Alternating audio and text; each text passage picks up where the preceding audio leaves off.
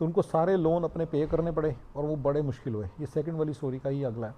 तो उनको अपने सारे लोन्स पे करने पड़े और वो सड़कों पे आ गए। मैं एक मजाक नहीं कर रहा, बहुत सारे, अगर आपको एक बड़ी पब्लिक स्टोरी है, एक बंदा है जिसकी पता नहीं कितनी ज़रकपुर के अंदर कितनी बड़ी बड़ी हज़ारों करोड़ का मामला था। अब मार्केट नीचे चल गई, वो लोन नहीं दे पाए जो थोड़े बहुत लोन थे, उस वक्त वो लोन बहुत लेता था। तो कहने का मतलब ये है कि बहुत सारे लोग सड़कों पे आ गए और ये चीज़ अमेरिका की मार्केट बाउंस बैक कर गई 2012 में, और दुबई की भी मार्केट बाउंस बैक कर गई 2012 में। अब इंडिया की मार्केट नीचे जाना स्टार्ट होता है। इंडिया की मार्केट 10 साल तक 2012 से लेकर 2022 कोविड के खत्म होने के थोड़े दिन पहले तक अपनी जगह से हिली नहीं। 3 टप्पर रुल गए लोगों के। 2015 में जाके लोग ना नॉर्मल कामों में लगने लगे। जो ईयर 2000 से 2015 तक जिन लोगों ने कभी ज़िंदगी में कोई काम ही नहीं किया था, और लोग कहते थे उस 2011-10 में रियल एस्टेट एजेंट बोलते होते, तो ये जो बंदे काम करते हैं, जो बंदे मिठाई की दुकान खोलते हैं, सवेरे उठते हैं मिठाई की दुकान का काम करते हैं, जो बंदे सवेरे उठते हैं ऑटो रिपेयर का काम करते हैं, जो बंदे गाड़ियाँ खरीद बेच रहे हैं, जो नॉर्मल और कोई ट्रेडिंग करते थे और कोई काम करते थे, कहते तो महामूर्ख हैं, रियल एस्टेट ट्रेडिंग करें, इतना पैसा है। और हर कोई बंदा रियल एस्टेट ट्रेडिंग करता था, चाहे उसकी बर्तनों की दुकान करता था, चाहे उसकी पंसार की दुकान है वो ट्रेडिंग करता था। रियल एस्टेट ट्रेडिंग थोड़ी थोड़ी सारे करते थे, और बाकी लोगों को वो बेवकूफ़ मानते थे। मेहनत करके काम कमाते थे ना, जो आईटी की सर्विसेज की कंपनी चला रहे थे, उनको बेवकूफ़ मानते थे। 2015 में वो सारे के सारे बंदे रुल गए, मिट्टी मिट्टी में ढेर हो गए, जो पहली बार इंडिया ने देखा था। ये बड़ी इंटरेस्टिंग चीज़ बता रहा हूँ, क्योंकि इंडिया ने कभी भी रियल एस्टेट के अंदर ना पैसा खत्म होता नहीं देखा था, नीचे जाते नहीं देखा था लोगों को। ये खत्म करने वाली सिचुएशन हुई थी इंडिया में, खत्म हो गए थे लोग। आप समझ रहे मेरी बात? लोग खत्म हुए थे पहली बारी इंडिया के अंदर।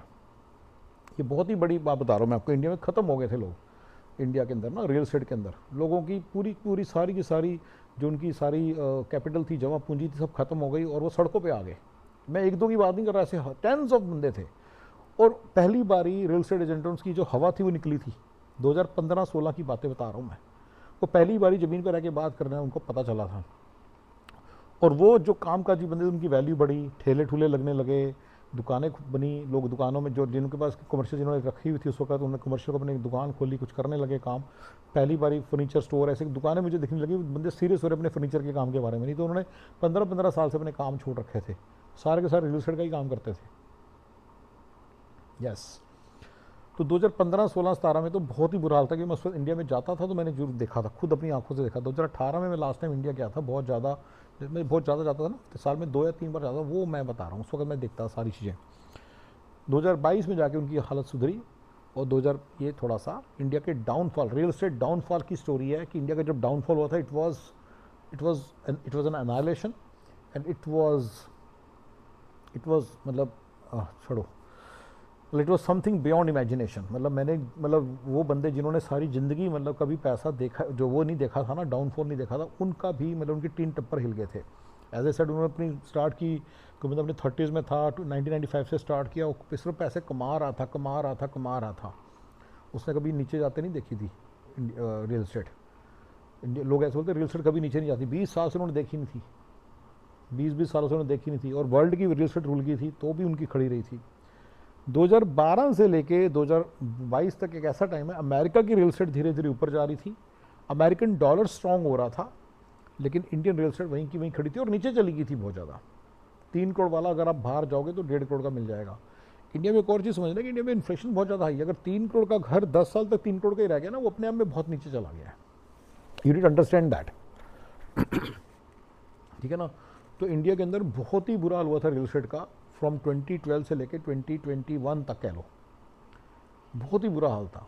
और जब कोविड आया तो और गड़बड़ हो गई, लोगों के काम बिल्कुल ही खत्म हो गए। उसको रियल एस्टेट में ऐसी चीप डील्स अवेलेबल थी, यू कांट इमेजिन। लोगों ने 10-10 साल से होल्ड कर रखी थी, and I was one of them जिसने होल्ड कर रखी थी। मैंने निकाली अपनी कोड़ियों के भाव निकाली हैं, जो मैंने 2011 में जिस प्राइस पे लिया था, 2021 में उस प्राइस पे निकाला मैंने। समझ रहे हो? कोड़ियों वाली डील्स अवेलेबल थी उस वक्त, कोविड के राइट अराउंड कोविड, या राइट बिल्कुल कोविड के खत्म होने के ना, तुम कह लो 6-7 महीने बाद मार्केट हिली थी। राइट अराउंड कोविड खत्म होते सारी जिसने सिर उठाया था उसको बहुत प्रॉफिट हुआ। ठीक है? तो ये इंडिया की रियल एस्टेट की फॉल की स्टोरी है, जो मैंने आपको सारी राइट, कि कैसे इंडिया की रियल एस्टेट बिल्कुल मतलब खत्म हो गई थी 2012 से लेकर 2021 तक। ठीक है? अब मैं तीसरी स्टोरी सुनाऊंगा। तीसरी स्टोरी है इंडिया कैसे स्टार्ट हुआ। इंडिया में लोग कहते हैं ना कि रियल एस्टेट प्राइसेस ऊपर चले गए, कहते हैं अरे तो 5 गुना हो गया, 3 गुना हो गया। इंडिया में जो 3 गुना 5 गुना नहीं हुए हैं प्राइसेस, 10,000 टाइम्स हुए, 10,000 टाइम्स। मैंने खुद ने 10,000 रुपये किले की ज़मीन छोड़ी हुई है ईयर 2000 में, जो कि 10 करोड़ रुपए किला थी इन 2011 at the peak of housing market in India, with in a matter of 10-11 years. 10,000 रुपये किले की ज़मीन 10 करोड़ रुपया किला मिल रही थी उस वक्त। 10,000 रुपये किले में लोगों को लगता पता नहीं क्या किले की गलती तो नहीं कर रहे। You understand. लेकिन स्टोरी 2000 में नहीं स्टार्ट हुई, स्टोरी 1990 में स्टार्ट हुई है। जो इंडिया के अंदर जो प्राइसेस हुआ करते थे ना, हज़ारों में होते थे।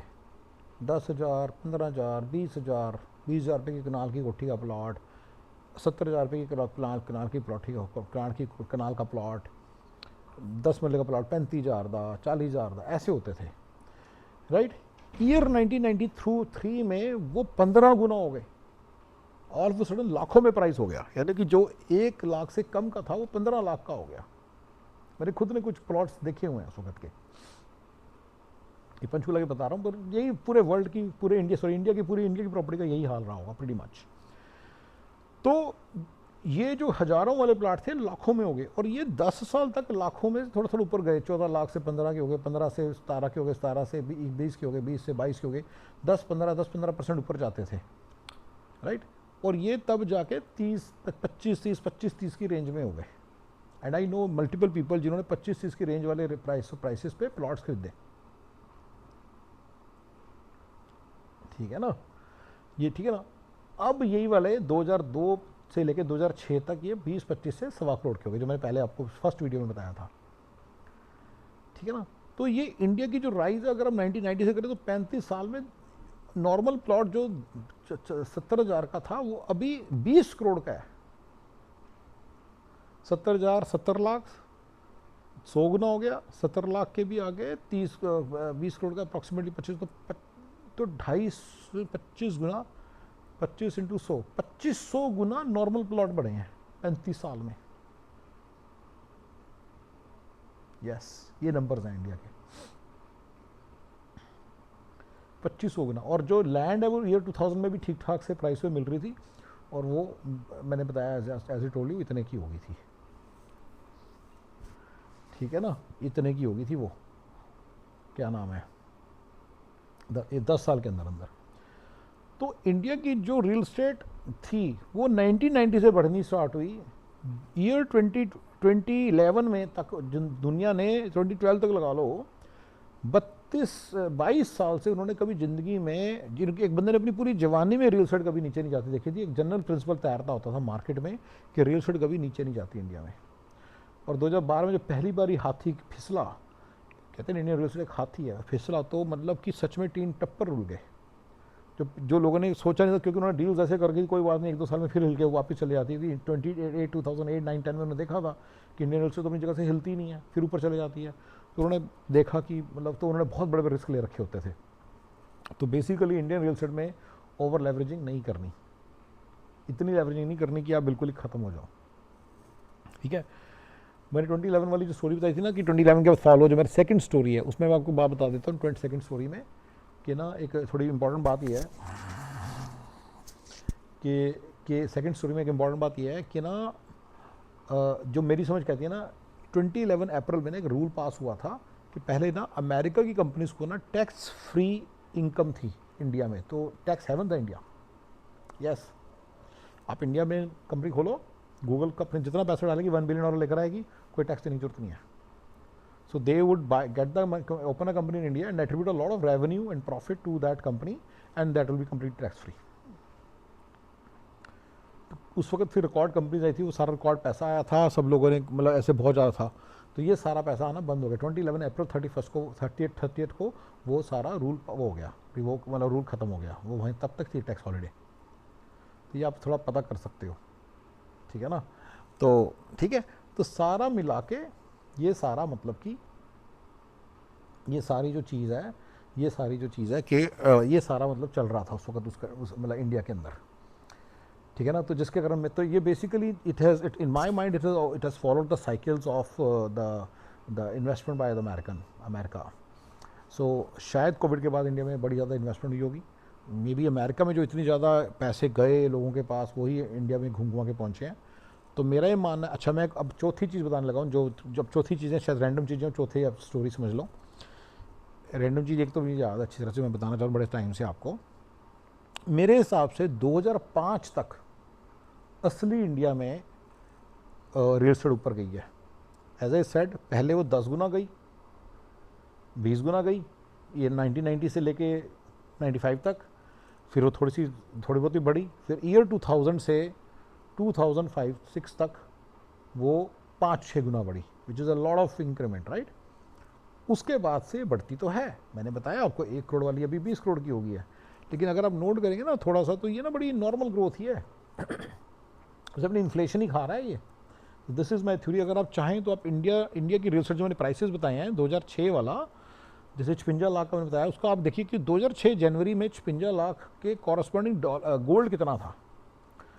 आज वो 56 लाख वाला अबाउट 8 करोड़ का है। मैंने बताया ना 2006 में 1.25 करोड़ का था, 1.25 करोड़ वाला 20 करोड़ का है, या 17 करोड़ का एक्चुअली वो। तब गोल्ड के प्राइसेस, गोल्ड में कन्वर्ट करो उसी दिन के प्राइस से गोल्ड में, तो आपको देखिएगा कि उसमें सिर्फ इन्फ्लेशन ही खाई है और थोड़ा बहुत बस परसेंटेज इंक्रीज हुआ है। तो 2005 के बाद से मैं ये मानता हूँ, मेरी ये थ्योरी है कि Indian real estate is just following just eating up the inflation and very basic increase. मेरी ये भी थ्योरी है कि S&P 500 में ज़्यादा रिटर्न्स हैं than Nifty 50 and BSE। And इन दोनों में रिटर्न्स जो से थे, यानी कि BSE और निफ्टी 50, दे रिटर्न थे proportionate, they were proportionate to Indian real estate. आप ये वेरीफाई कर सकते हो, देख सकते हो जाके, right. So this is something that I want everybody to know. तो ये जो सी चीज़ें ना, थोड़ा सा मैंने अब गोल्ड के साथ कंपैरिजन किया और इन्फ्लेशन के साथ उसका कंपैरिजन किया और निफ्टी 50 का कंपैरिजन किया, ये थोड़ी सी नई बातें हैं। तो ये सारे नंबर 4 में आ गई जो आपके काम की हो सकती हैं। यानी कि अब मेरा ये मानना है कि इंडिया ना एक बड़ी इंटरेस्टिंग सी साइकिल फॉलो करता है मेरे हिसाब से, जो मैं पिछले 15 साल से देख रहा हूँ। ये क्या करता है, 3-4 साल में ना मार्केट ऊपर चले जाती है, फिर धीरे धीरे धीरे धीरे रुपये नीचे गिरता है, और धीरे धीरे धीरे धीरे धीरे रुपये नीचे गिरता है अगेंस्ट डॉलर, जो हो रहा है अब नोट करें, हो रहा है। पहले भी ऐसे हुआ था। ऑल ऑफ अ सडन मैंने स्टोरी सुनाई थी आपको कि कैसे 40 रुपये का हो गया था और 37 रुपये का हो गया था रुपये, और डॉलर 37 रुपये का हो गया था dollar, and then all of a sudden 50 पे जाके पर्च कर गया था, मतलब बैठ गया था। और फिर 50 पे किसी को कुछ नहीं होता, फिर सीधा करते करते करते 80 तक गया, जो बड़ी शॉकिंग था मतलब लोगों के लिए। तो मेरा ये मानना है कि अभी शॉर्ट टर्म में, मेरी डार्क थ्योरी का पार्ट नहीं है ये 90 वाला 180-200 तक जाएगा।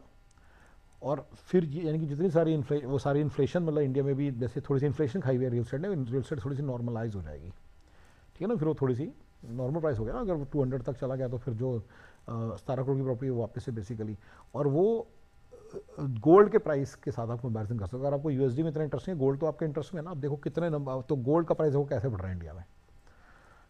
तो अभी जो इसने खाया है 3 साल, ये गोल्ड के पिछले 10 साल के डेप्रिसिएशन खाई है इसने, एप्रिसिएशन खाई है, और अगले 5 साल की खाई है। 3 गुना हुआ ना रियल एस्टेट। मैं उसको बता दी, गोल्ड की तरफ से आप देखो तो प्राइस थोड़ा सा ही है 15 साल में। मैंने बताया ना 15 साल की एप्रिसिएशन खा ली है गोल्ड की, तो गोल्ड में 15 साल में देखो कितना इजाफा हुआ है। उसके साथ तो कंपैरिजन करोगे, अब देखोगे कि उतना सही है प्राइस। अगर 3 करोड़, अगर 3 करोड़ का जितना गोल्ड था, गोल्ड आना था उस वक्त, उतना ही अभी 17 करोड़ में गोल्ड आएगा, ये आप नोट कर सकते हो। तो अब ये आगे आगे और भी, अभी ये मार्केट ऊपर नहीं जाएगी, डॉलर नीचे ऊपर जाएगा और रुपये ऊपर जाएगा, सॉरी, और गोल्ड ऊपर जाएगा। तो उसके कारण बेसिकली मेरा कहने का मतलब ये है कि फिर आप नोट करेंगे इंडिया में डबल वैमी होगी in terms of inflation. And then उसके बाद ये जो मेरे को साइकिल दिखती है, और मेरे को ऐसे लगता है कि पिछले 2 साइकिल्स ऐसे ही हैं, ठीक है ना। अब ये बस अपनी इन्फ्लेशन खाता है इंडियन रियल एस्टेट। तो मेरी ये थ्योरी है in this Indian real estate में, टेंशन मत लो। आप इंडिया निफ्टी 50 में डालो पैसे, पर डाल के भूल जाओ, और थोड़े थोड़े करके हर महीने डालो, and you will be in a much better shape. और क्योंकि वो पैसे ज़्यादा लिक्विड हैं और ज़्यादा मैनेजेबल हैं, और अगर आप NRI हो तब भी मैनेजेबल हैं। मैंने इंडियन रियल एस्टेट में बहुत सारे फ्लॉज बताए हैं कि जो आप मैनेज ही कर पाएंगे दूर से। तो इससे इतना बड़ा रिस्क भी क्यों लेना, आप आराम से यहीं पे डाल के रखो ना। अगर मैंने 56 लाख डाले होते जनवरी में, आप जाके खुद देखो BSE में डाले होते, देखो कितने का था और अभी वो कितने का होता, तो आपको दिख जाता है कि वो 10 गुना हुए होते पैसे। अगर वो थोड़ा बहुत 19-21 का फ़र्क भी है तो ये भी तो देखो ना कि रियल एस्टेट में और ऊपर के खर्चे बड़े होते हैं। 55 लाख की रियल एस्टेट के ऊपर आपने 4-5 7-8% वो भी दिया होगा, रजिस्ट्री कॉस्ट भी दी होगी। फिर रियल एस्टेट को संभालना मुश्किल है दूर से, फिर जा जाके देखा होगा आपने कितना, मतलब सारा टाइम एनर्जी सब लगा होगा। तो real estate maintenance is very difficult in India, ठीक है ना। अपना घर लेना स्मार्टनेस भी है। अगर आप रह रहे हो इंडिया फिर तो जरूर लेना है। अगर आप एनआरआई हो तो मैं तो तुम्हें आपको बड़ी बार पहले बताया था, आप संभाल नहीं पाओगे अपनी प्रॉपर्टी इंडिया में, तो तो आप निफ्टी 50 में S&P 500 में डालो बस पैसे। मैंने ये भी प्रूव किया कि S&P 500 is given better returns than Nifty 50 and KSE 100। जो कराची के मेरे दोस्त देख रहे हैं, मेरे हम सफ़र देख रहे हैं, उनको बता रहा हूँ कि ये उससे भी बेटर रिटर्न्स है S&P 500 के। मैंने सारा एनालिसिस किया है। तो आप चुपचाप S&P 500 बेस को इंडेक्स ले लो। कराची में भी होते हैं S&P वाले इंडेक्सेस और इंडिया में भी होते हैं, आप चुपचाप उनको लो बस, ठीक है। चलिए गाइज़, ये मैंने थोड़ा सा रियल एस्टेट की स्टोरीज बनाई थी, मैं कहा चलो आपको बताता हूँ। Thank you guys, bye bye.